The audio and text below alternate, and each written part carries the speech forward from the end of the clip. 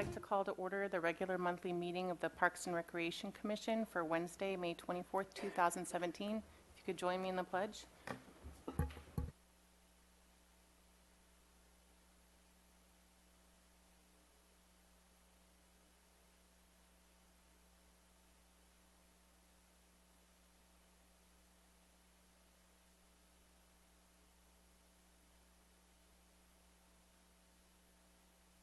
Roll call, please. Chair Longstreet, Vice Chair Clark, Commissioner Cavazos, Commissioner Lesnar-Buxton, Commissioner Martinez-Cohen, Here. Commissioner Armbruster. Here. I think we do have some changes to the agenda.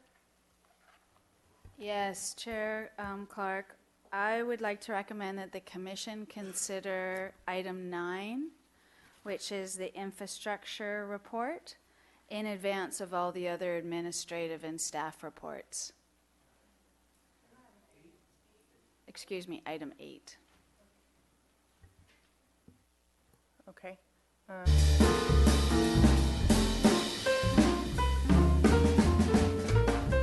to see them.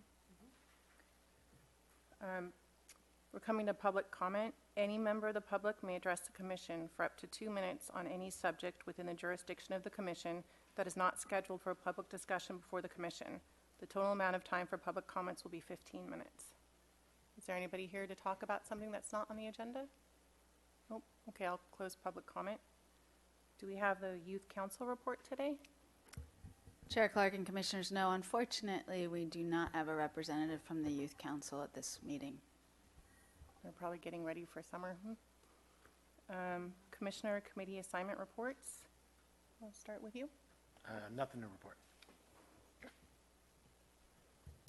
I unfortunately wasn't able to attend the golf committee meeting this past time, but they did discuss the Players Club improvements that have been installed on the course, including tee stations, ball washers, barber poles, and they're ready for golf season. So everybody go visit. I also unfortunately have nothing to report. I was not able to attend last week's Creeks Advisory Commission. On May 4th, I attended the Street Tree Advisory Committee meeting where we visited and discussed all the trees that are on our agenda. We'll get to those in just a little bit. And on the 10th, I attended a local coastal program joint subcommittee meeting. The local coastal program is a planning tool used by local government to guide development in the coastal zone in partnership with the California Coastal Commission. Santa Barbara's local coastal program was created in the 80s and is due for a revamp, and our city planning department has been working on that since 2014. They're making a lot of progress and look forward to the release of a draft local coastal program for public review this fall.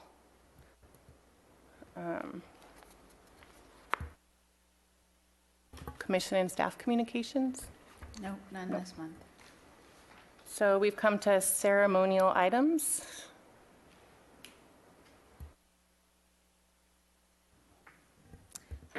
Commissioners, Jason Bryan, who's a senior recreation supervisor, will be providing this report. Chair Clark and Commissioners, it's my pleasure to give you a brief review of the 90+ party held at the Carrillo Recreation Center recently. This is the 27th annual event that we've had celebrating our local citizens aged 90 and better, and it was held at the Carrillo Recreation Center, which has been the home the last several years of this great event. The event actually started at the Carrillo Recreation Center in our smallest room. The first year was 1985, when just 25 guests over 90 were in the very smallest room in the front corner of the building. As this population grew, so did the event, and we've moved to other facilities. We were at the DoubleTree a few years, at larger retirement communities, but now it's back home at the Carrillo Recreation Center. This event has been fortunate to receive the support of Larry Crandell for many years. He's often stated that this was one of his favorite events to support in the community. He loved serving as the MC, loved supporting this particular event, and sadly in 2015, that was the last event that Larry was present for, as he recently passed away.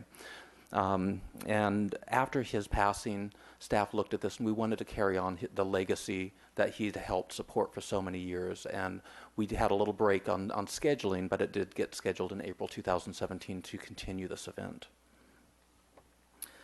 There was a last-minute change, as we have to think on our feet in recreation.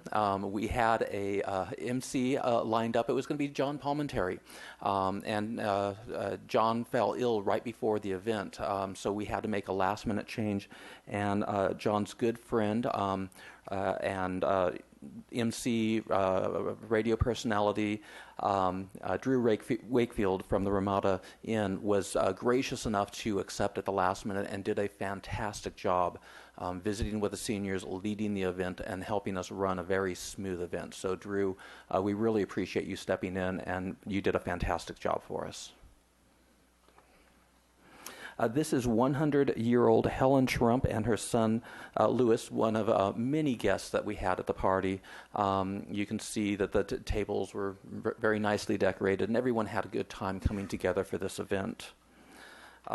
We had one of our very own staff members at the Korea Recreation Center.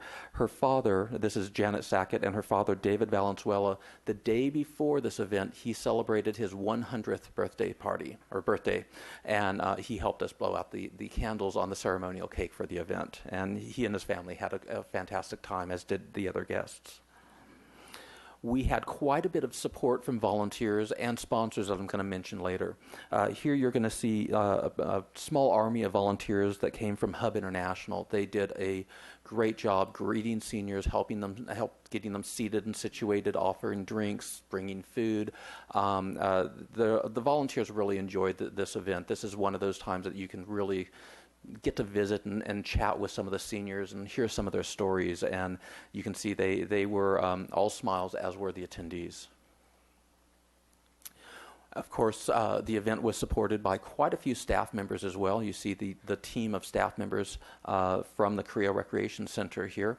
Again, this is, as do the volunteers, we enjoy supporting this event as well, getting everything set up. And, you know, we have to think of how we set up the room. We don't usually have as many walkers and wheelchairs as this event tends to attract, so we create a wide aisle here, make sure everything is accessible so the guests are comfortable at all times during this event.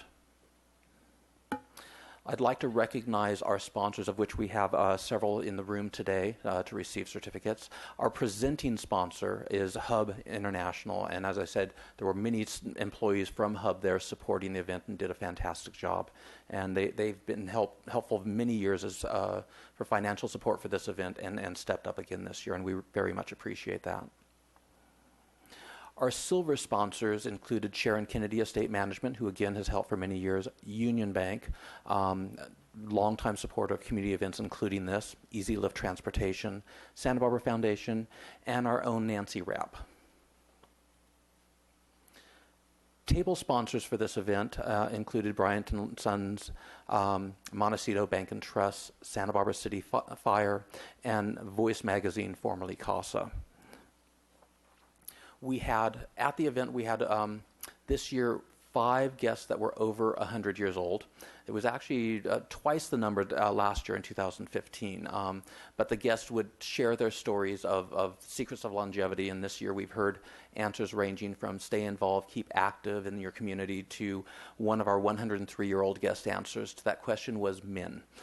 So you get some interesting answers to some of the questions here. But again, a great event, a lot of community support, and we'd like to recognize some of those people who supported us now. Starting with Drew Wakefield from the Ramada Inn, who was our pinch-hitting MC for the event. Would you please come up to the podium here?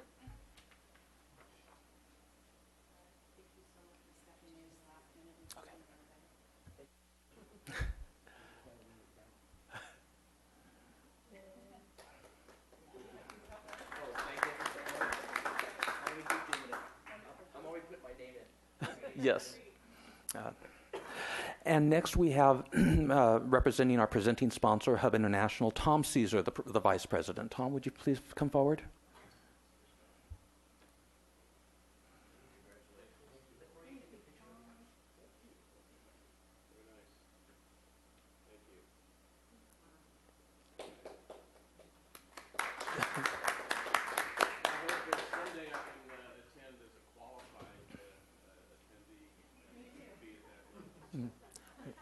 we're looking forward to it in 30 years, right? 36. And next we have representing Union Bank, we have Randy Weiss. Randy, would you please step forward? And we do appreciate you very much. Again, in 30 years, you'll be a member.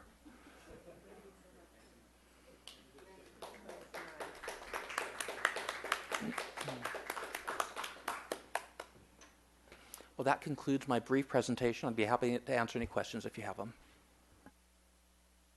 I would just like to say it is an awesome event. You guys do a great job with the Park Foundation. You know, we were sponsoring, and I was lucky enough to participate. I was out of town, I think, this year, but it's an awesome, awesome event. It's great to see. Echoing Mr. Caesar's comments, you know, it's something that we all hope we can get there and you know, get some free food from you guys. But wonderful job all around, and it's awesome to see just their faces and hear their stories. So good job.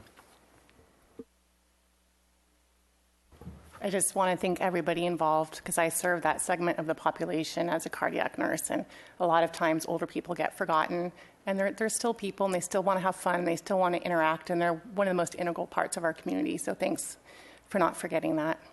And you're right, the logistics of that event are tough. There are lots of walkers.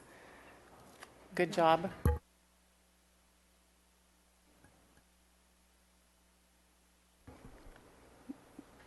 Now we're on the summary of council actions. Does anybody have any questions?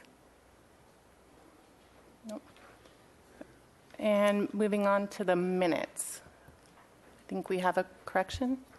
Chair Clark and Commissioners, we noticed, or thanks to the chair actually, that on page 5, under Administrative and Staff Reports, the Director's Report, the sentence that discussed the recommendation regarding volunteer work that took place in the last month in the Parks and Recreation system, we actually should have had a separate paragraph that acknowledged the other things that we also informed the Commission of, including the extravaganza, the new pickleball courts, the Foresters, and I think their first game is June 8th at Pershing Park this year. So we'll make that change if the Commission is fine with that. Thank you. So would anyone like to make a motion to approve the minutes, including the adjustment as discussed by Ms. Zachary? Yeah, so moved. Second. Coming to the Street Tree Advisory Committee items? Oh, all in favor? Aye. Opposed? Okay. Street Tree, Mr. Downey?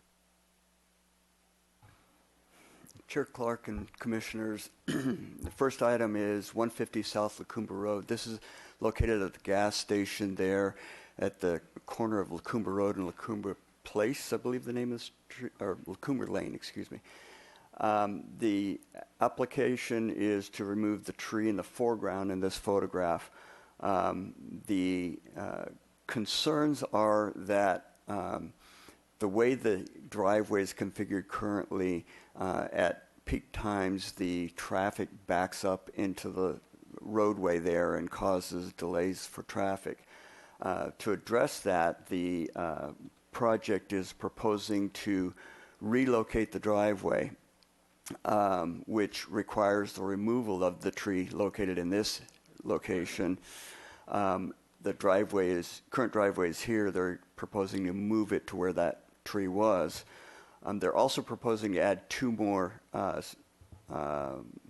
gas pumps, and as a replacement, they're proposing to plant a new tree over here. The committee determined that the tree that is being requested to be removed and this other existing tree are quite crowded at that location. They determined that the project is a reasonable development, and that the proposed new location spaces trees more effectively along the property. Their recommendation is to approve the removal.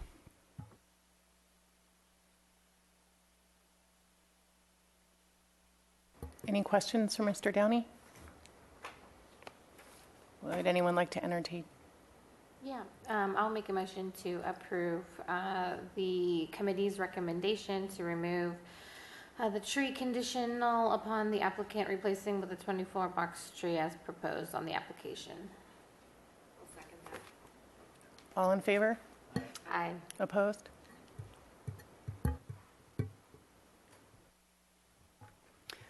Chair Clark and Commissioners, the second item is 1824 San Pascual.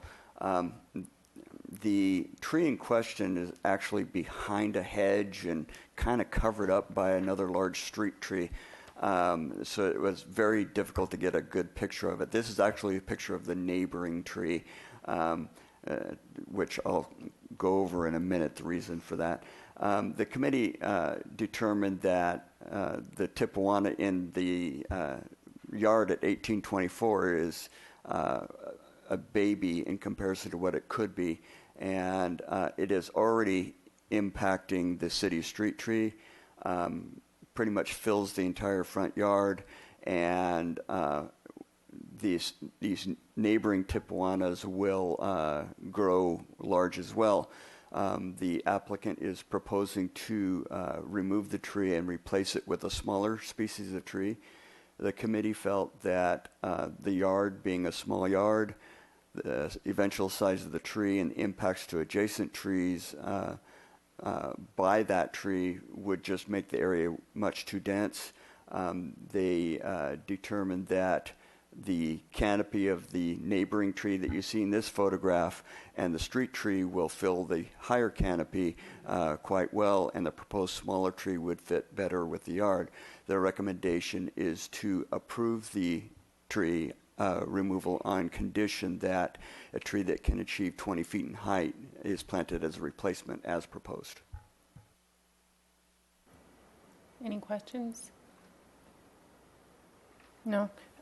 So I went with the Street Tree Advisory Committee out to the site, and they did make it very clear that they don't want to stigmatize this species as being a messy species, but the other trees nearby will benefit, and it does promote the principles of good or urban forest management to remove it.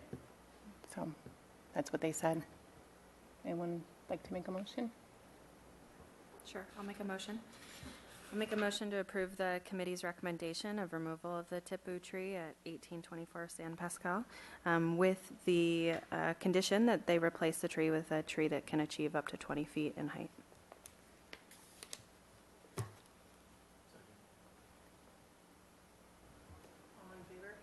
Aye.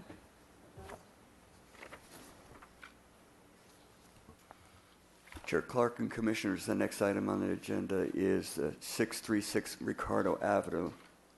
The tree is an incense cedar that is planted in a raised yard. The concerns are that you can just barely see in the picture here that the outside edge of the trees are dying back a bit. The adjacent wall separating the properties is cracking, probably due to the tree. And there's reports that it has cracked the foundation in the garage.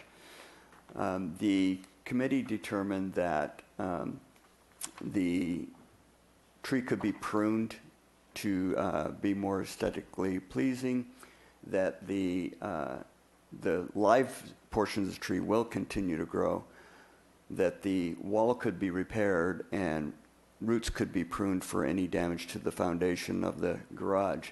The recommendation is to deny the removal. Any questions for Mr. Downey? We do, yeah.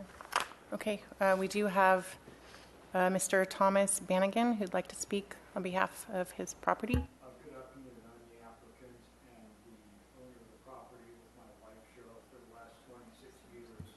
It's always tough to start off with a speech with an apology, but I feel I owe the commission that, both in terms of the brevity, apparently, of our application and the fact, due to being on the vacation, we were unavailable. Can you hear me okay? Mike is on, okay. I'm a loud Irish tenor. We can hear you. All our fans on TV will be able to hear you. Okay. Yeah. So I really really thank you for taking the time to hear this and again accept our apology for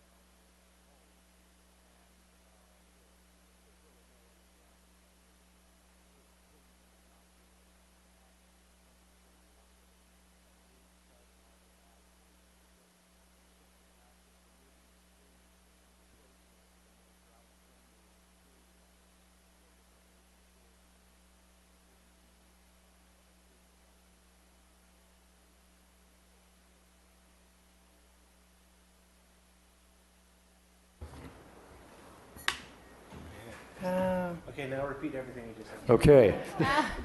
Good afternoon.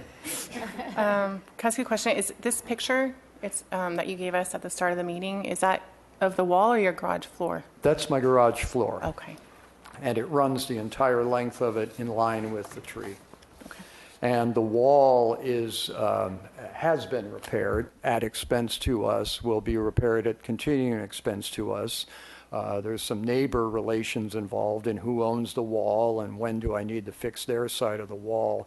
So with a 95-year-old mom and a lot of things to take care of in my life, having to manage the ongoing problems presented by a tree that we really like the tree, we like trees. It's literally just too big a piece of property, too big a tree for that piece of property. Were it that we had a sprawling backyard, I would love to maintain and support that tree, but it's significantly impacting the domicile and therefore affecting both our lifestyle and our property value. Thank you. Thank you. It's time for us to comment, right? Okay, I have a couple of questions, Mr. Downey. There was included in the packet a letter from Gosnell Tree and Landscape by this arborist that said they do not believe that the limbs would grow back and replace the foliage lost if it was trimmed, and they don't think that it would recover. It's also unlikely that this tree will recover and further decline should be expected. It's kind of the opposite of what you just told us.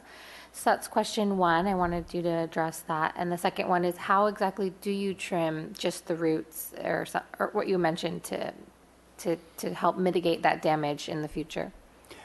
Chair Clark and Commissioner Cohen, that puzzled me as well. So I made a call to their arborist just to clarify what his statement was. Mm-hmm. He was discussing the areas that had died would not continue to grow. The live foliage will continue to grow. By pruning out the dead wood, it'll improve the appearance. The city, in its efforts to maintain sidewalks and streets, prune roots all the time, much closer to the tree than these structures are. So the way that occurs is you dig near where you need to, where you can't expose the roots, and you can sever the roots. In addition to that, there are products called root barriers that could be installed to delay the time before any roots would grow back into that area. That could also be done on the side of the wall. So as far as root pruning, if you expose the roots and dig down, depending on how many roots need to be pruned, the tree likely could remain safe and standing. But that is something that we can make a construction time determination on. But at this point, based on our knowledge, it appears the tree is far enough away that root pruning could occur without destabilizing the tree. I have a question, Mr. Downey. What's the cost of root pruning versus the cost of removing the entire tree?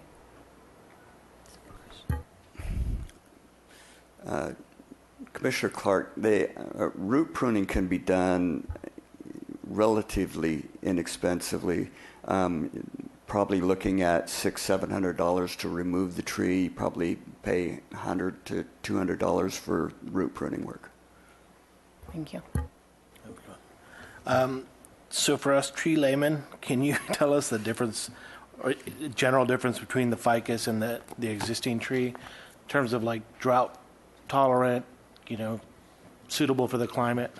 And then how long, if they were to put in a ficus, how long would it take to get to that current size or close enough?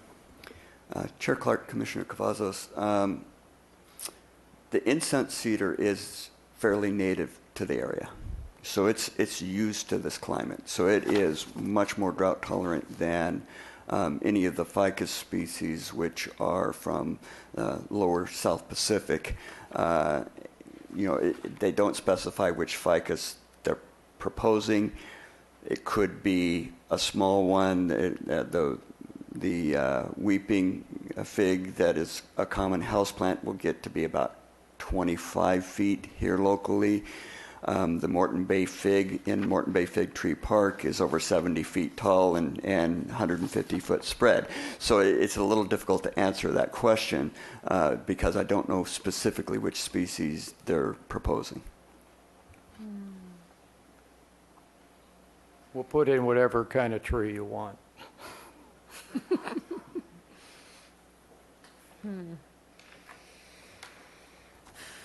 Actually, I do have a follow-up.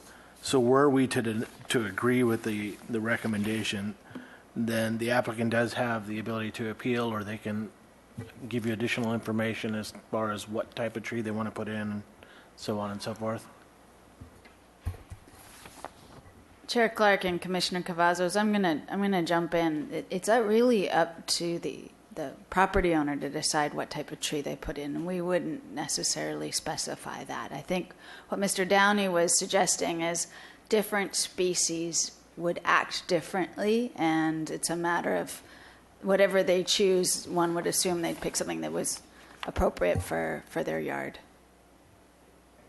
And I'm sorry, let me finish. Yes, they could appeal if the chair can go through that depending on the commission's action. I just want. We'll replace it with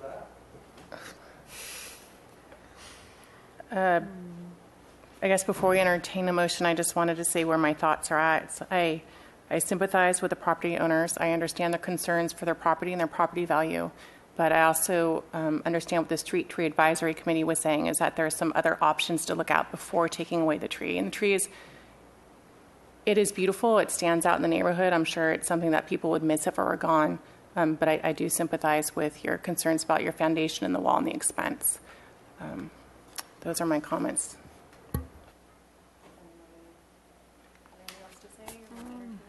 I have another question, sorry. Again, back to the arborist that provided the letter and the application also mentioned that it would leave the canopy uneven if you were to trim it in the way that you had discussed. Do you believe that is also true, or did you talk to him about that portion of it? Chair Clark and Commissioner Cohen, the dead wood is pretty evenly spaced throughout the tree, so I'm uncertain why there would be a feeling that the tree would be unbalanced. It didn't appear that way to me, and I did not discuss it with the arborist. Okay.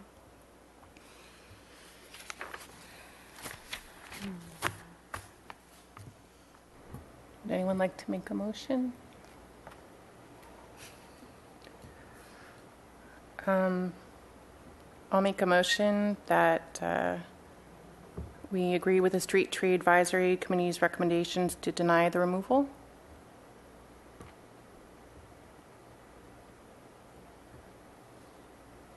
We got to second it to put it to a vote, so I will second it. You'll second it?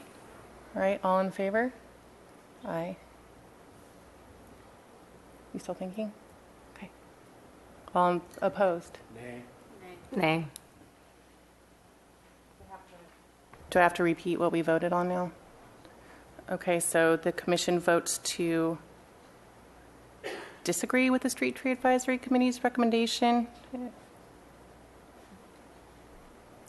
Chair Clark, Yep. the motion was to concur with the Street Tree Advisory Committee. That motion failed. You certainly can make a new motion that might pass.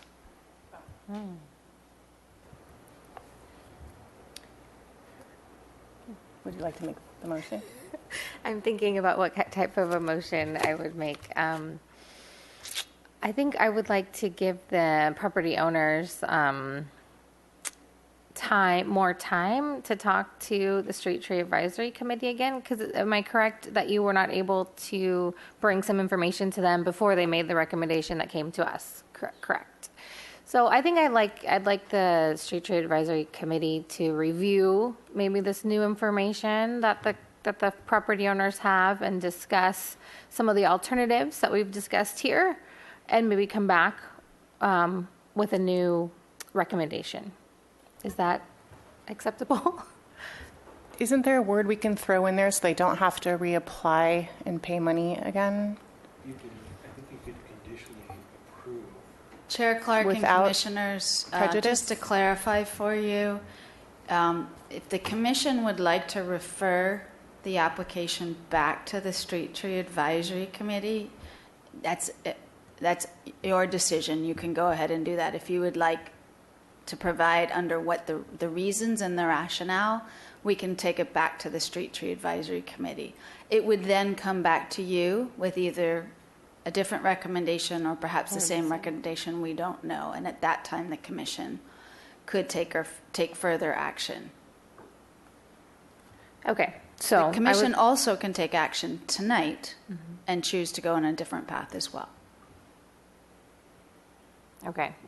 The motion that I would like to make is to refer it back to the Street Tree Advisory Committee based on the new information that the property owners presented today at this meeting, and to discuss, again, some of the other alternatives that there are for the removal. I'll second that. All in favor? Aye. Aye. Opposed? Nay.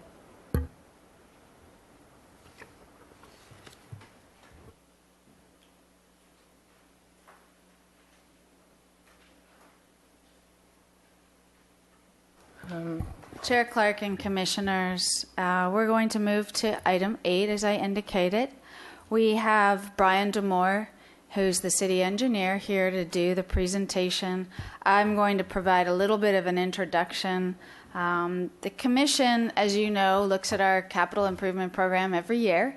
You get regular updates. You recently made a recommendation to the city council for project funding for next year.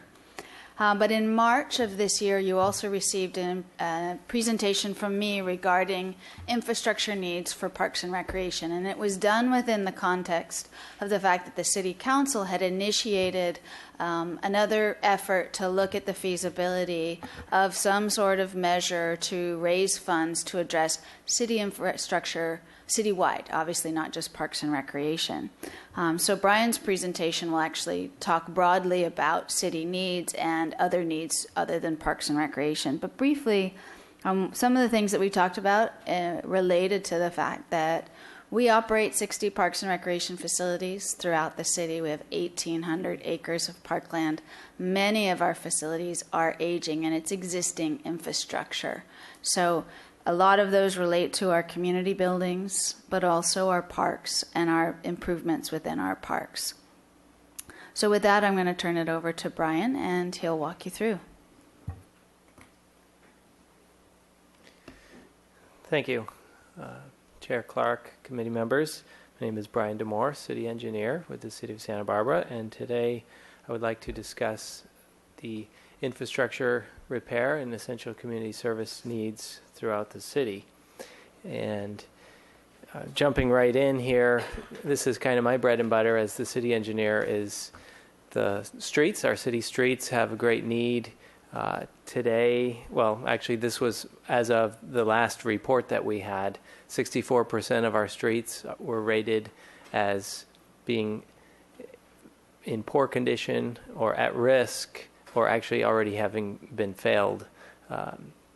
That was before the winter where we had a lot of rain, so I'm sure that number unfortunately has gone up, and significance of that is just as the condition goes down, the cost to maintain it goes up. A road that's in good condition is about $16,000 a year to maintain that, because it can be maintained with a pretty simple slurry seal, which is shown in this photo here. But as the streets are allowed to deteriorate due to the lack of funding, the cost to maintain those streets goes up. The slurry seal is no longer an option. Basically, you can't put a thin coat on top of something that's got a bunch of potholes on it, and so you're having to do more extensive repairs, and that can be 5 to 6 times, even up to probably 10 times more expensive than the slurry seal, and we're seeing a lot more of that. We've actually moved away from even having a slurry seal program at this point because we have so many roads that need more extensive repairs.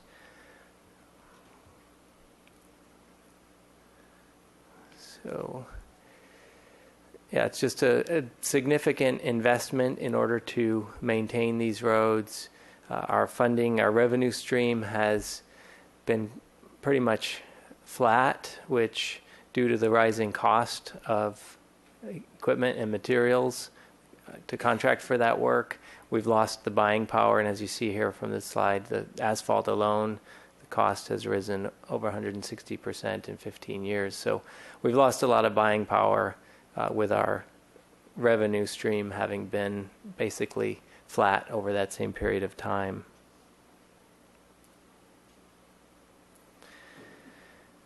Other infrastructure needs throughout the community include State Street, which is part of our street network, but it's also center of the community for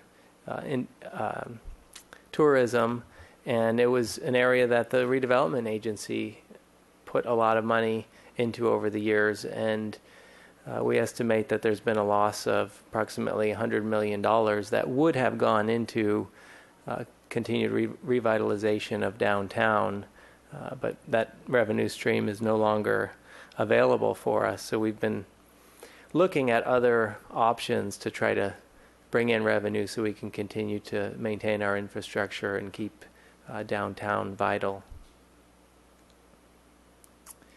Some other infrastructure needs: the police headquarters is a building that's been looked at for actually probably decades at this point, and it's a space that when the building was constructed in 1959 was probably adequate from a size standpoint, but the size of the city has increased dramatically in that amount of time, and likewise the size of the police force has increased, and they've really outgrown that facility. In addition to that, the facility itself doesn't meet current seismic safety standards, which are required for essential facilities. So that is something that we would want to be able to address if we had the revenue stream to do so. Also, in the area of public safety, our fire facilities are in need of maintenance. Looking here on this slide is the Sola Street Fire Station, and you can see it hasn't changed much in 80 years. One thing that I find interesting, if you see the two basically garage bays, the one on the left, 1940, has an archway in each of them, and then you see the it says 2018. I'm not sure how we took a photo in the future, but anyway, that's today, 2017, and they had to basically cut that opening bigger in order to fit modern equipment, and we're running into that with a lot of our basically neighborhood fire stations. Another important fire department need is renovation of fire station number 7, and there's actually been talk with the fire service about working with them. You can see they're in the trailer right behind, and so combining efforts on a new facility that would serve both the Forest Service and the City Fire Department. But again, without a revenue stream, that's something that's probably out of reach for the general fund in its current state. Also, this is a smaller project, but a significant project is the fire station alerting system. So this would replace and upgrade the fire station alerting system in each of the fire stations, which would allow for multiple and simultaneous alerts to go out at one time. So this is an important, but not quite as high dollar value project, but something that would definitely be fundable with a new revenue stream. I mentioned State Street a little bit. This is definitely a vital part of our city. I think it's what a lot of people think of when they think of Santa Barbara and come to Santa Barbara. And in the 10 years that I've been here, you can kind of see a little bit of a decline in just the condition of things. We've got furniture out there and landscaping out there that was all redone in the 5 or 10 years prior to 2007, I think, was about when the last phase of State Street was done. So it's in a state of good repair as far as how we would normally rate our streets and sidewalks, but being such a high profile and high trafficked area, it needs to be basically freshened up on a more regular basis. And this is something that, again, we would be able to do with that revenue stream. And it's something that the RDA would have funded in the past. So just a lot of challenges with our infrastructure. I mentioned the police station and the seismic condition of that, and the fire stations. Other community facilities such as the library.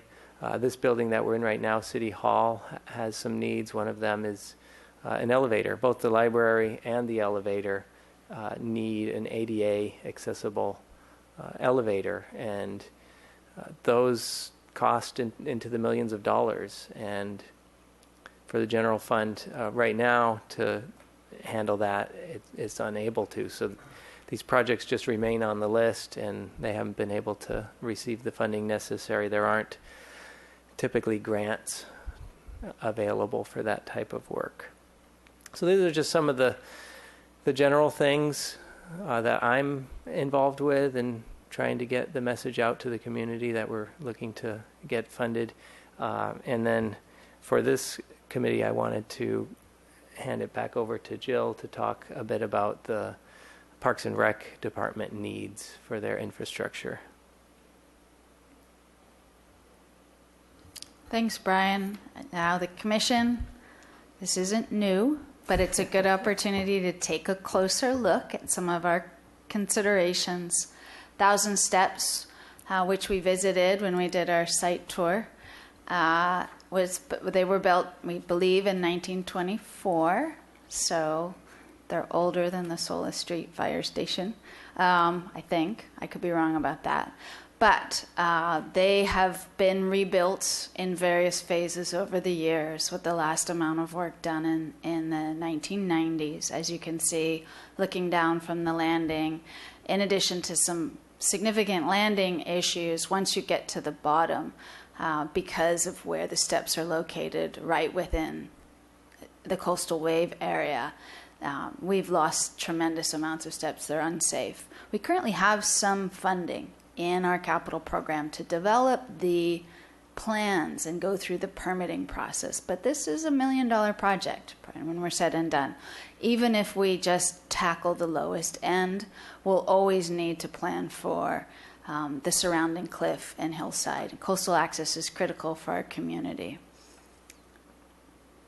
And we're all familiar with the Cabrillo Pavilion and Bathhouse.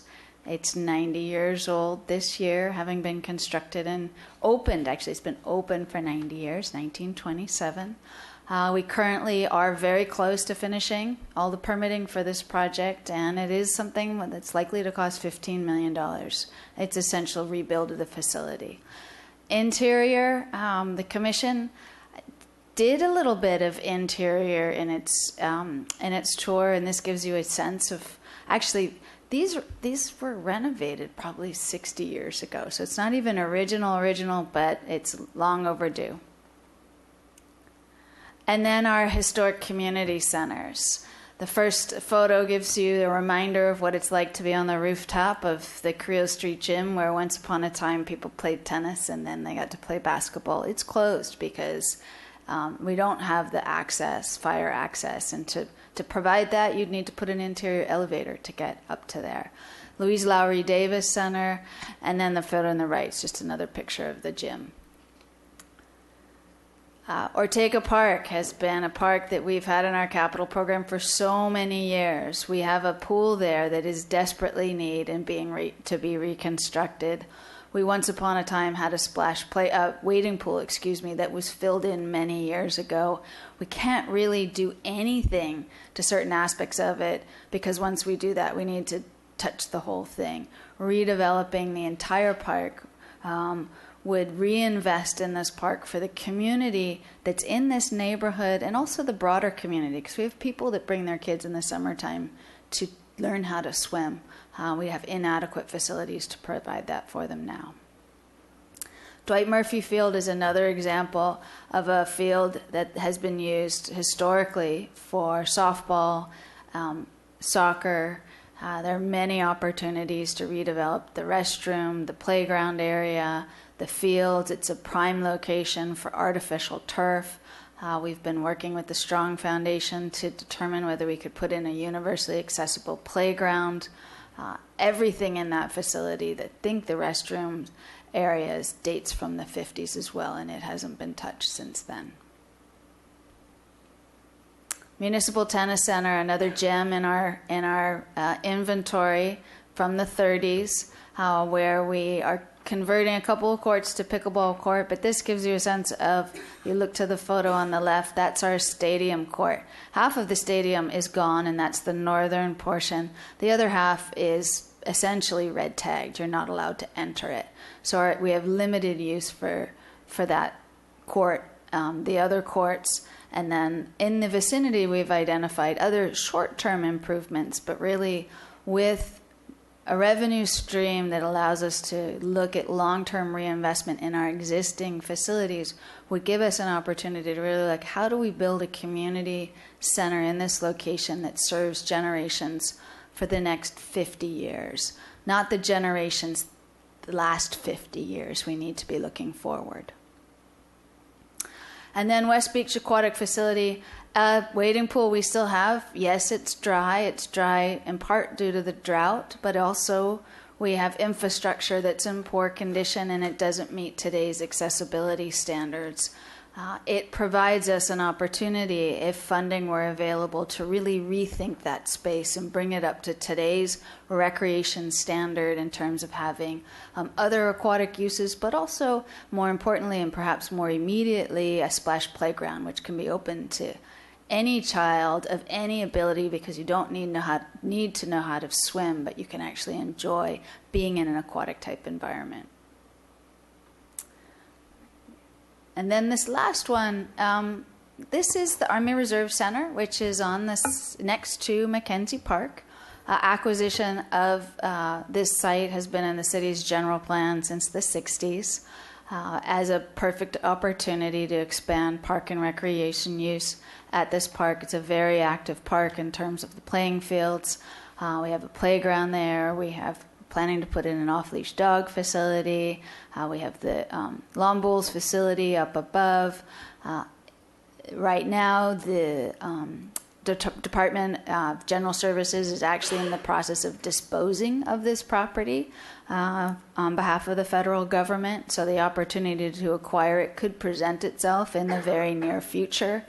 And then the use of that site to actually look at the opportunities for recreation needs for the part of town that we call the North Side, so essentially the North Estate area. All right. So with all of that in mind, the question might be asked, well, what is the overall need and what's the plan to do something about it? So staff worked with the Finance Committee last year, about 10 different meetings where we were bringing projects from all of the different departments to them, and we compiled a list of needs over a 20-year period, and we kind of estimated that the need would be about $25 million per year, and councils seems like they're honing in on a 1% sales tax increase for which would be on the November ballot. They will be deciding in either late June or early July whether they want to put that on the ballot for sure. So that would nearly fund what we've identified as the need for streets, sidewalks, all of the related streets infrastructure, police department, fire department needs, as well as Parks and Rec, a lot of the projects that we talked about here. Now, they're not all going to get funded, but they would certainly be in the mix, and I would hope that on an annual basis we'd be able to put out a number of these capital projects, these renewal projects. So what does that 1% look like if you were to compare us to other cities? Right now we're at 7.75% sales tax, which is kind of on the lower end for comparable cities. Santa Monica is kind of an outlier there at 10.25. But if you were to add another 1 cent to that, that would put us still in line with other coastal cities in Southern California.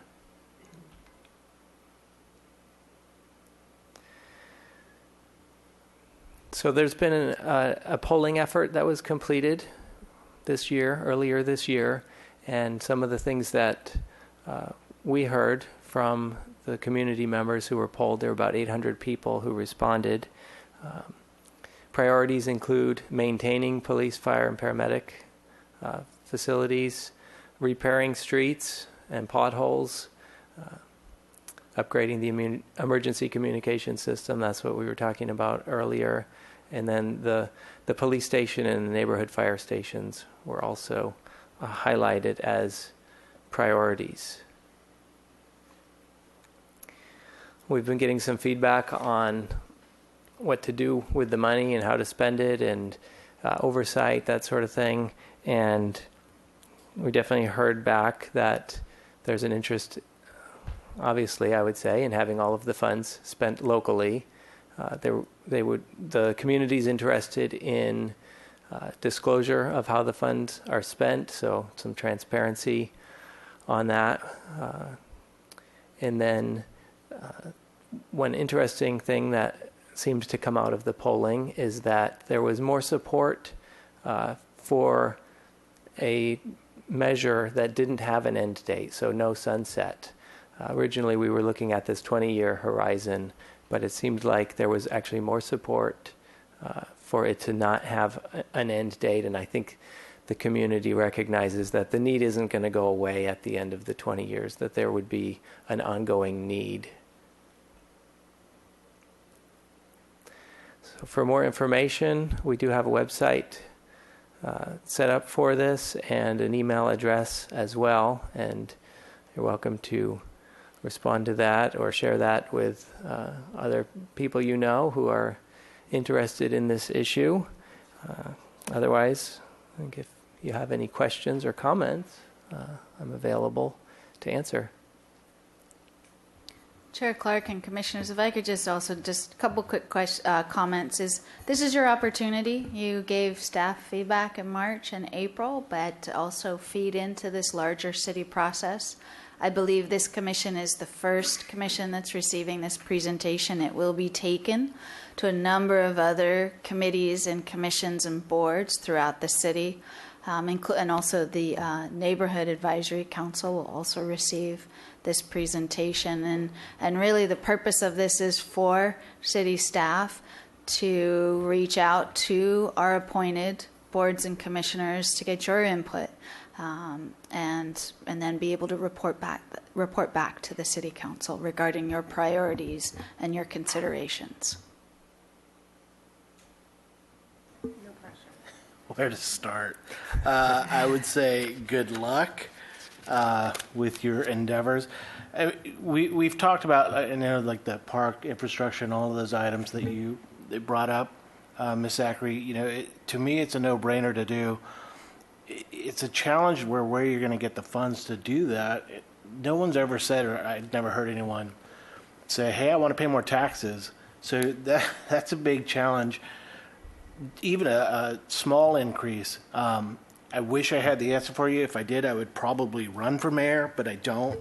I think the only recommendation or suggestion that I would have, and Ms. Zachary, you touched on this, is, you guys, the city has to have foresight and know that this stuff's going to break down and we're going to have to replace this, and parks break down and, equipment wears and tears. There has to be some kind of plan with how we're going to pay for that stuff, other than, hey, let's increase taxes. Hey, let's throw another measure to increase this or that. Back when the recession hit, the roads were probably fine, right? So nobody's thinking, we don't have to fix the roads today, or that stuff's not going to break down, out of sight, out of mind kind of approach. And then all of a sudden it catches up to you. Now here we are. And I'm sure all of us would agree too. When you drive down the roads, we're hitting those potholes, we're seeing the stuff break down. Somebody has to have the vision that it's going to keep doing that. Even if we replaced all the stuff we talked about, which again, for the parks stuff, I'm absolutely for, but it's going to need to be replaced. Somebody's going to have to find the money, and I'll end with my good luck comment, finding that money and, doing what absolutely needs to be done. I have a couple of comments. I think that, the struggle after redevelopment got axed by the state has been really hard. You touched on it in your presentation. A lot of this stuff had a funding source prior to 2012 or whenever that was. And I think it's a lot harder to find a replacement revenue stream within the current, revenue stream without creating something new. That would be my comment. I took the survey. I voted yes, or, I said yes, that I want to, I'll pay 1% more. To me, I can't really even notice that on a day-to-day basis. Do I want to pay more taxes? No. But do I want things to be fixed? Yes. Do I understand that there's not any other money to do it? Yes. So I support it. I think that what's going to be interesting is the priority list, because I feel like all the city departments are probably going to be vying for jockeying for position to get projects done. And I don't know if you have more feedback on that, but I'm curious about, obviously, the things that are most dangerous and things like that are going to be high priority to fix. But I'm just curious what the structure is for choosing which projects get done first versus which don't, because I think that has the most influence on public opinion. When people voted for something and then they see a project getting done, they're happy if it's the project they wanted. If it's something that they don't care about, then that's I think sometimes what can lead to backlash over increased taxes. So I had that curiosity. And then the other question I had based on your little presentation was about all the funds being spent locally. Does that include the contractors and the construction workers? I mean, obviously the money is going to go into our city, but I'm curious about how local those funds are kept, because, if it's people that live here and live in the region, that's more money that goes back into our economy. I'm just curious if there's a process for that. I think there is, but I'm asking just to make sure. I can answer that question for you. Typically, our consultants and our contractors are local. Now, what does that mean? Does it mean they're in the city, or are they in the county, or are they in the tri-county area?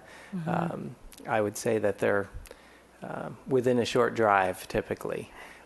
We're actually in a challenging environment geographically to draw in people from outside, because we're a long ways from other areas where there's work that's a lot closer and a lot more dense. So fortunately, I think fortunately, a lot of that money does stay local and goes to local contractors and laborers. But we don't have any restriction. If somebody from Northern California saw a project was out to bid and they wanted to participate on it, and they put together a low bid, we would be obligated to award that to them. But typically that doesn't happen. And did you have an answer for her question about how the city will prioritize which projects it'll fund first? Yeah, I can do my best to try to answer that from some of the conversations I've been around and some of the feedback that we've gotten from the focus groups.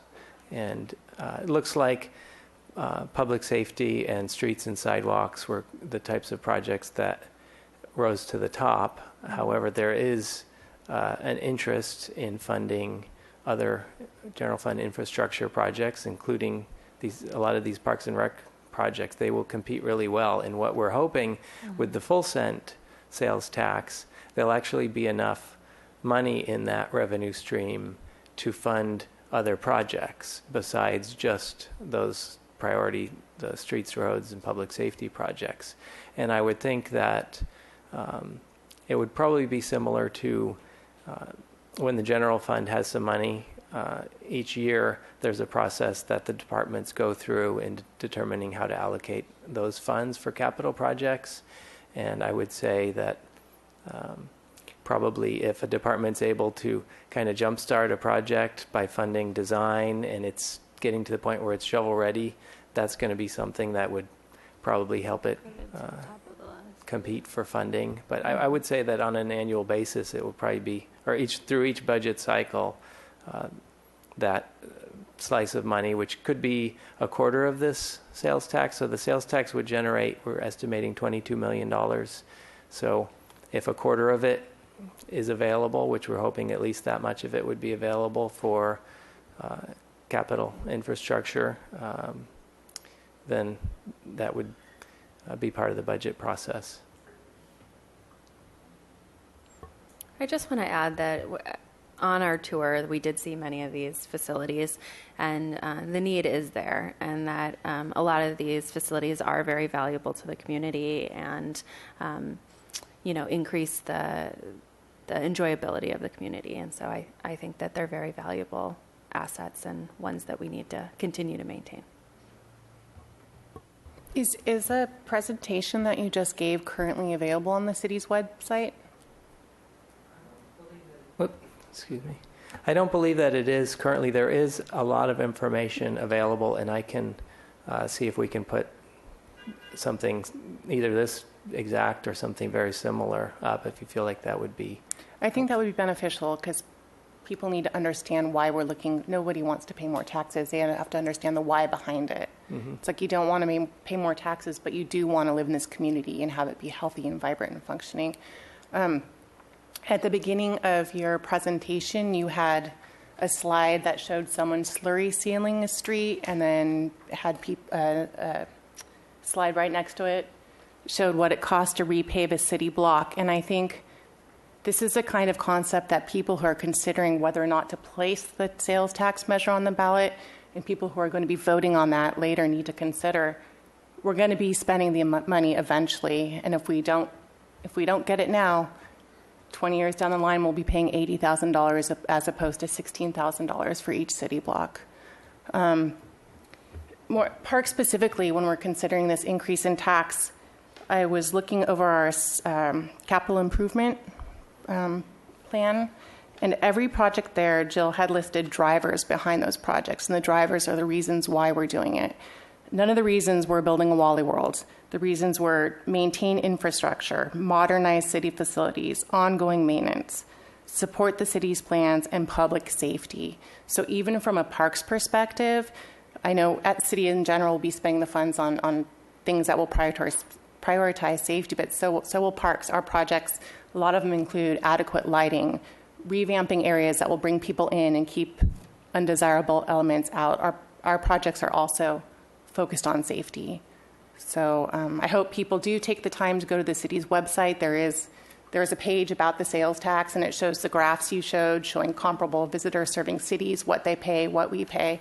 And it's just go to SantaBarbaraCalifornia.gov and do a little bit of research while you're making up your mind about the sales tax. Anyone else? Okay. Thank you. Thank you, Commissioners. We're going to scoop back to item 5, and then we'll get to the remainder of our agenda. As this topic moves forward, I would be happy to keep the Commission informed. If you choose to attend any other public meetings, including the City Council, obviously, you're more than welcome to do that. So I'll make sure that you know what else is coming up over the next month or two. So very quickly to go over the director's report.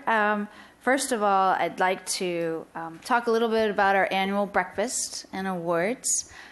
We missed it last year in the insanity of everything that was going on, which was 2016, so we caught up this year.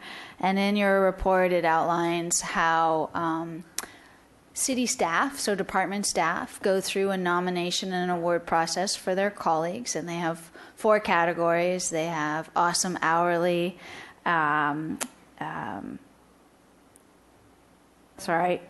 teamwork, unsung hero, and superior service. And so this year we had 2 hourlies that were voted as awesome hourlies. Daisy Hernandez, who works at the 620 office in the front office. If you come in the morning, she's often the one who's there.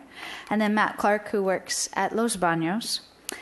Summers Case is our marketing coordinator, so lots of the beautiful materials that you see that we're generating, Summers is the genius behind that. And Amber Workman, who is our pool manager at Los Baños, keeps that place humming along and also is very instrumental with the summer programs and also very much did a lot of teamwork around the summer programs, learn to swim programs that we have at Ortega Pool, as well as training for staff in terms of life safety, CPR, and she also does a lot of the training of the many hourlies that work in our aquatics program. And then George Jimenez. If you haven't met George, you'll know George has been there if you see a small tree on a city street and a green bag next to it between George and the watering crew. He's the one who's responsible for maintaining those trees. The director also has the opportunity to award, and it's done with nominations from the division managers. And this year, Justin Van Mullum, who's a planner in our project management group, received the Outstanding Service Award. Justin's been with us for almost 3 years. It'll be 3 years in June, I think. And he has been working on a number of very complex projects, including the Cabrillo Pavilion, Cabrillo Ball Field, Louise Lowry Davis Center.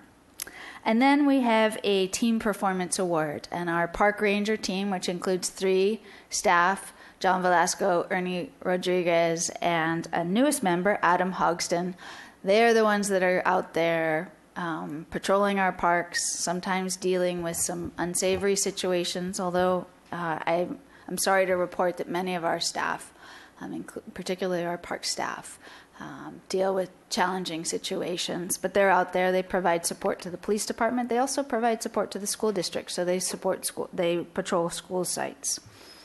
Then, if the commission remembers, you considered a street tree on Castillo Street. Your decision to deny that removal was appealed to the City Council. The City Council considered that appeal on May 2nd. B.B. Longstreet from the commission attended, as well as Maury Tremaine from Street Tree Advisory Committee. The council upheld your recommendation to deny that removal. And then the smoking ordinance went to the City Council recently, and the City Council gave staff direction to keep working on ordinance updates, and one of those, which is very specific to our area of responsibility, is to ban smoking in all of our parks and recreation facilities. This is something that has been in the works for many, many years, and it's come forward and then been set aside and then come forward again, and the City Council wanted to take another hard look at it recently. And through the process that we've gone through, the city is taking a step forward and really putting it more in line with what you see in many other places in California. There's more work to be done in terms of the ordinance language that's developed. Essentially, I think in the next couple of months that will be complete, and then we'll be moving forward with implementation. We are working on our new signage. The commission saw a presentation a number of months ago. It's sort of been in pause mode because we don't want to do new signs and then have to do them again. But that's something that we'll be using to get the word out, as well as other outreach efforts. And then lastly, and I will send you more information on this, there's a ribbon cutting ceremony that's scheduled for June 22nd for one of the newest murals from our Arts Alliance program. It's actually within Santa Barbara Junior High, and rather than go into it in any detail, I'll be sending you an invitation, and if you're able to take time off and come to that opening, and then we'll have staff come give you a presentation about that at a later date. And that concludes some of the things we've been working on over the last month.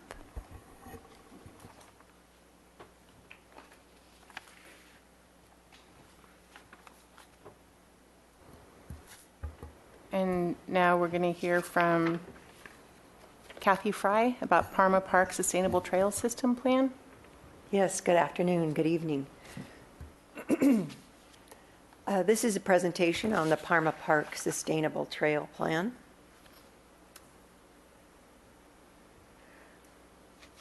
The 200-acre Parma Park is characterized by dense native vegetation, steep terrain, and sweeping views of Santa Barbara, Montecito, and the Channel Islands. The 5.5 miles of trails at Parma Park were created from previous ranching activities, from the work of equestrian volunteers in the past, and then we also have a utility access road that serves as a trail. Primary users are hikers and dog walkers, equestrians, and then bicycles are limited to the utility access road through the middle of the park. Challenges with trails in the park include the fact that there is no organized trail system, and trails are steep and easily eroded, which then adds to the drainage and maintenance problems on those trails. And there are several trails in the park that are currently not sustainable. This is an example of a trail in the northern portion of the park. If you're familiar with Rose Table, this is a trail that comes down from Rose Table, and it's entrenched and steep. And entrenched means that the center portion of the trail is below the elevation of the outer portion of the trail. This is a trail along the Stanwood Trail, along the southern portion of the park. And the trail is quite narrow, and it makes this difficult to pass. The stick that's there is about 3 feet wide, so that trail is maybe 18 inches to 2 feet wide.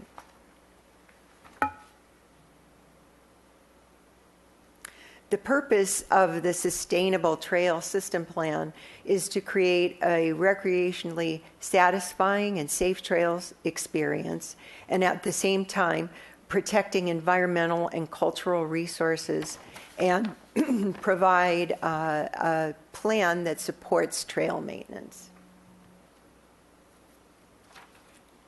So what is a sustainable trail?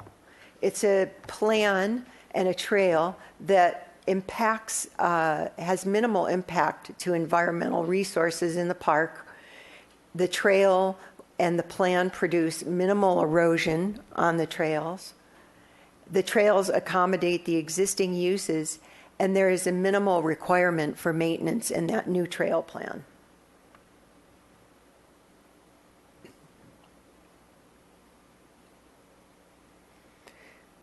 The park right now, and the plan is currently in phase 1 of phase 2, and phase 1 includes outreach to the community.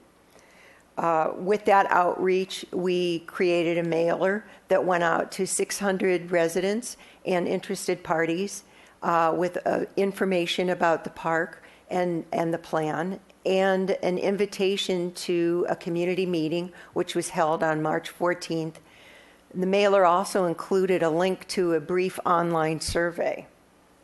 There were 27 people that attended the community meeting, and we had 115 responses from the end of February to the end of March. And I'll provide a brief outline of what the responses were to the survey and the comments that we received at the community meeting. So in summary to the responses, the park is used and the trails are used a few times a year. And then that was the primary response. Secondary response was that they were used a few times a month. Users are primarily walkers, and then the next response was equestrian use. Mileage is approximately 1 to 5 miles. 87% of people responded to that, with half of them going about 1 to 2 miles, the other half going up to 5 miles. Walkers primarily enjoy a loop around the park, although quite a few people said they do use a there and back hike.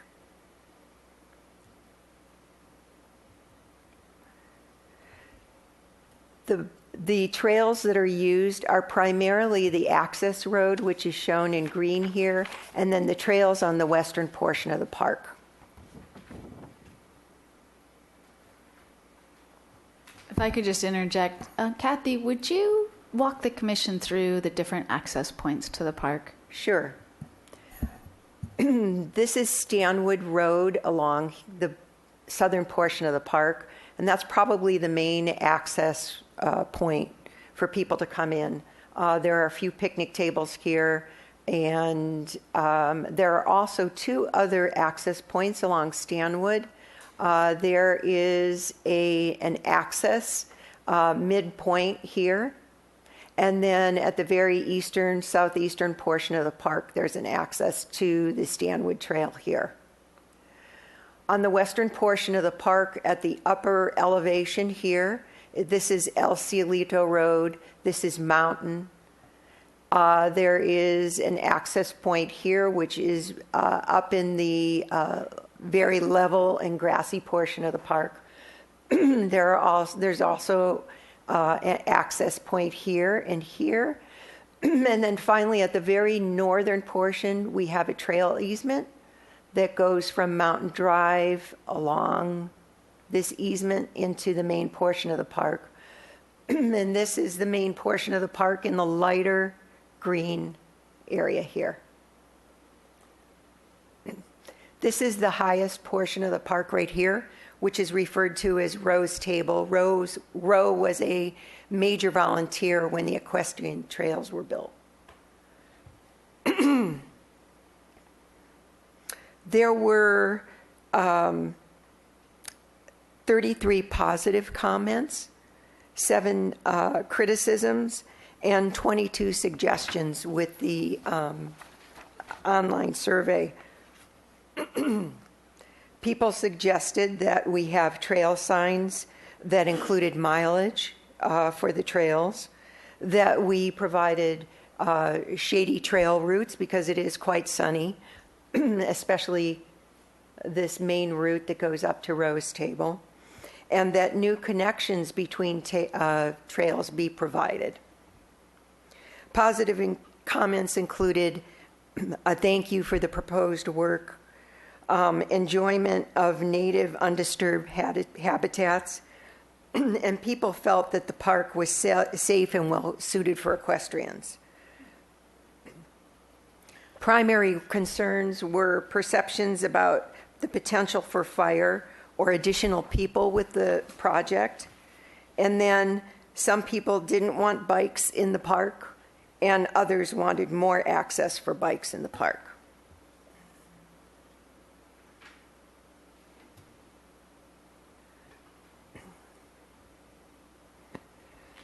Also included with phase 1 are determining trail management objectives, or TMOs, and these are prescriptions for the park. What is the desired slope, the desired pitch, or the width of a trail? At Parma Park, we've determined that we'll probably go with something similar to the U.S. Forest Service Trail Class 3 requirements for hikers and equestrians. That's about an average of about a 3 or 4 foot trail width.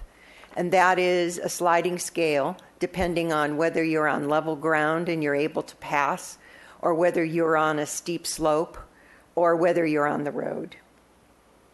So then the trail management objectives will be used as part of the assessment of the existing trails.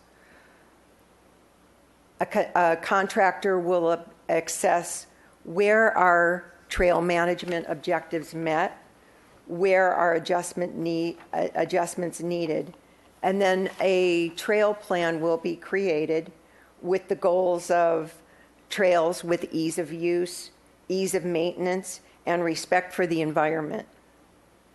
The report will ID where and how to retrofit trails, where trails should be abandoned, and where there should be reroutes or added segments to achieve the TMOs. And for the most part, the work will occur within the existing trails. But where there are new trails or where the trail adjustment will have to go outside of the existing trail, those areas will be flagged and show where trails need to be updated. These are some of the examples of sustainable features that will be used to force water off of the trail. Water on the trail leads to more erosion and more maintenance. So this sinuous line here illustrates an area where there'll be grade reversals. So the grade will be positive, negative, and then there'll be a nick in the side of the trail to force the water, shown here, off the trail. Also, trail outsloping. So the pitch of the trail will go to the outside of the trail, and once again, water will go off or sheet flow off of the trail. Hopefully, the maximum grade, which will be part of the U.S. Forest Service trail objectives, the maximum grade will hopefully be less than 10%. And then one of the other methods we'll use is something called the half rule, where the slope of the trail will be half of what the slope of the adjacent trail is, or the adjacent hillside. All of these features are designed to force water and keep water off of the trail and prevent erosion. So some of our trails at Parma Park go from here to there, where you can see that this would be cause for erosion. So what we're going to attempt to do is try to incorporate switchbacks, which will go back and forth across the trail, or trails that go around the hill instead of from here to there.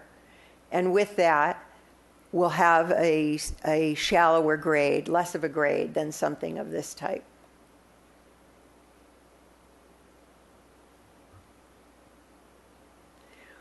We are currently in phase 1, and we're reviewing some qualified proposals, and we expect that we'll be awarding the contract in just a week or two and start our analysis and plan in June. And then that plan should be complete by the end of the year, December of 17. And then we'll move into phase 2 at the beginning of 2018 with environmental review, and then move into trail construction and hope to have trail construction complete in the fall of 2018, or depending on the scope of that and the work that needs to be done, or whether we'll move into spring of 2019 if needed. Funding for phase 1 and phase 2 is estimated at a cost of $203,000 to $324,000. And that funding is provided by the Parma Park Trust. That will be for the special trail project, the Sustainable Trail Project, and that also includes our regular trail maintenance, which will also occur during our work on the trail plan. And that concludes the presentation for the trail plan. Chair Clark and Commissioners, if I could just add a couple really quick things to Kathy's remarks, particularly for our newer commissioners. The work that we do at Parma Park really is made possible by the Parma Park Trust. The Parma family donated the property to the city for public open space and trail use forever. And then they also created the trust. And so every year we get on the order of around $70,000 gets dispersed from the trust. It goes into a special account in our miscellaneous grants fund, and it's enabled us to do a myriad of things at Parma Park. If you haven't been there lately, or if it's your first time visiting the Stanwood entrance, all of the improvements that we have there, the trust funded. When we had the T-Fire go through, in addition to Parma Park trust funds and grant funds, we were able to really do some renovation and restoration. And then now that the co-trustees that we have endorsed this plan when we met with them in January of this year, they asked us to develop a plan and move forward with it. You'll see that there's a range, like how can you go from $200,000 to $300,000 for a project? Really, it depends on the scope and scale of the plan and the cost to move forward. One thing that wasn't gone into in depth is that this project will require environmental review and CEQA analysis. So part of it is looking at how we do it in a way that minimizes any impact to environmental resources. But maybe some of the things that we want to do will take us to where we have to do analysis to make sure we mitigate any impacts that we have. And so it'll really depend on what the initial phase tells us. And with that, Kathy's here to answer any questions you might have.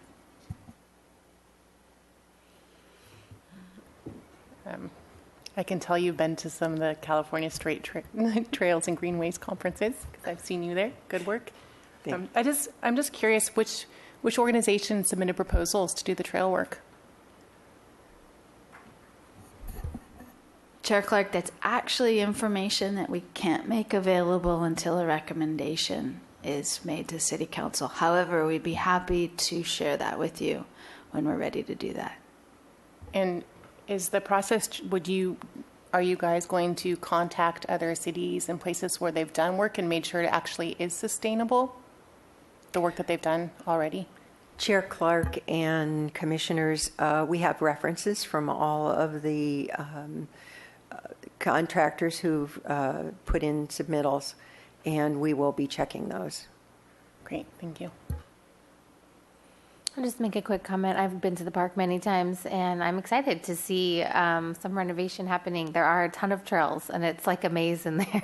You never know which one goes where, so you just got to go for it. But good thing it's only 5 miles total, so you know you're not going to go that far. But it's great for walking and dogs, and it's a really nice park. So I'm excited about the project.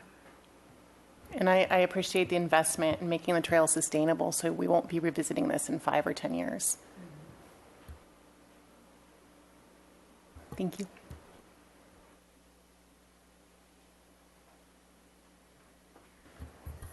Now we have a presentation about the Santa Barbara Golf Club and Santa Barbara Police Activity League golf programming.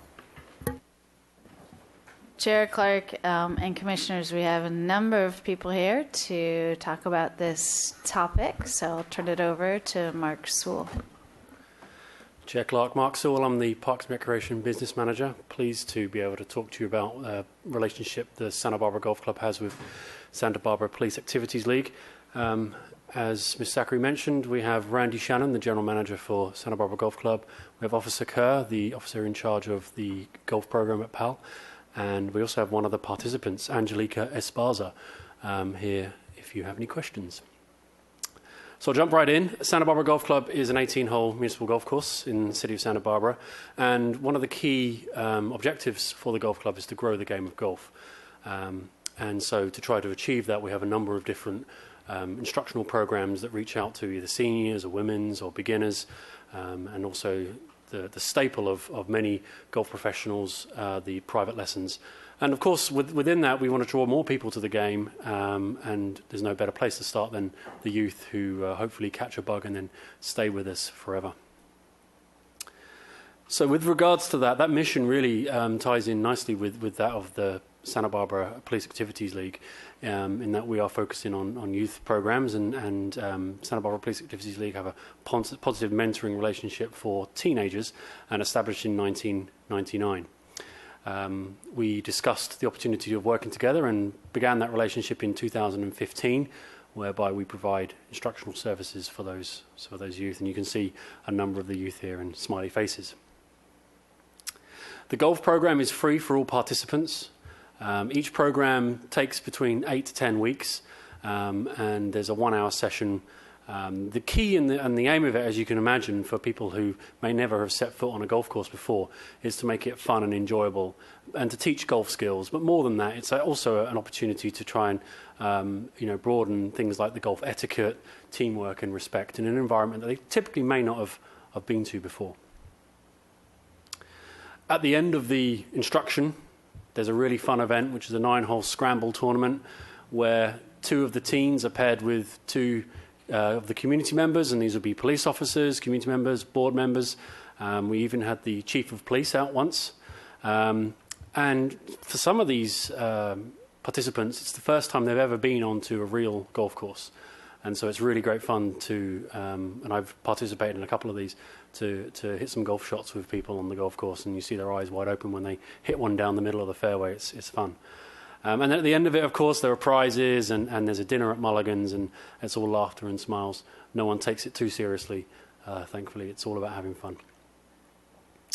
And the last thing I wanted to say about the relationship is that this year, and actually coming up very soon on June the 2nd, SB Pal will be hosting their first of many, we hope, annual fundraising golf tournament at Santa Barbara Golf Club.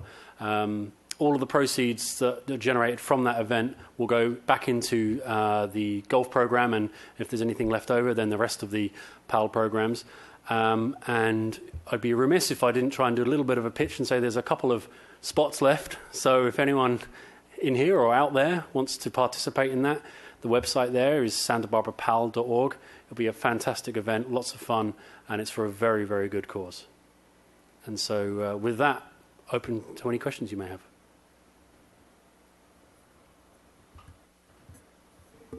I would just ask for more information on the golf tournament, that's going to be here before you know it. So anything we can do to help you get the word out. How many spots? Are we half full, almost full, 3 last spots? Yeah, I'd like to invite Officer Kerr up, if he wouldn't mind to just sort of speak with that. I know there are some spots left, and I do have some flyers which I can share with you before you leave.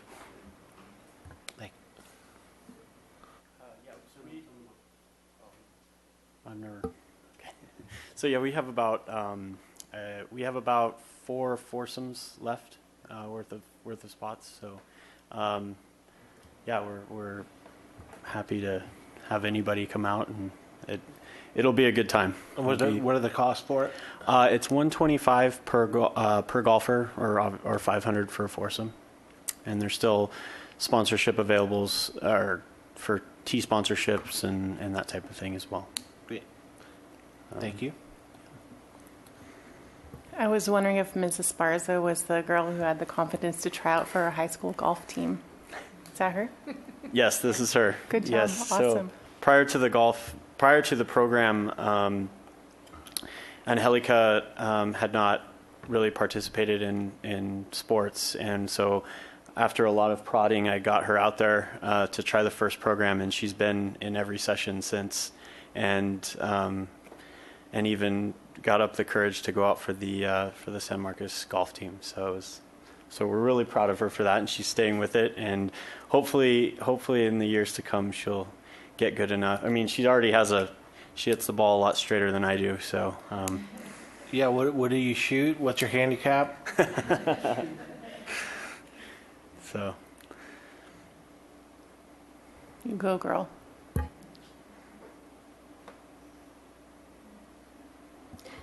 If I could just thank PAL for hosting a tournament at Muni. It's a great partnership, this program, and the more we can partner with local organizations, not only through youth programs or women's programs, seniors programs, the more it supports the use of Muni for the community, number one, and makes it so that we can continue operating as a city, but also it builds the relationships that we have with other organizations. And so having PAL come forward and having a golf tournament at Muni, we appreciate it. I want to say thank you on behalf of Parks and Recreation.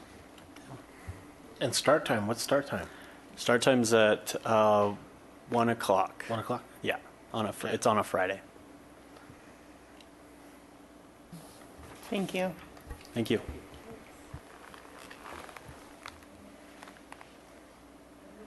Their business, is that correct? Linda? I'll adjourn this meeting.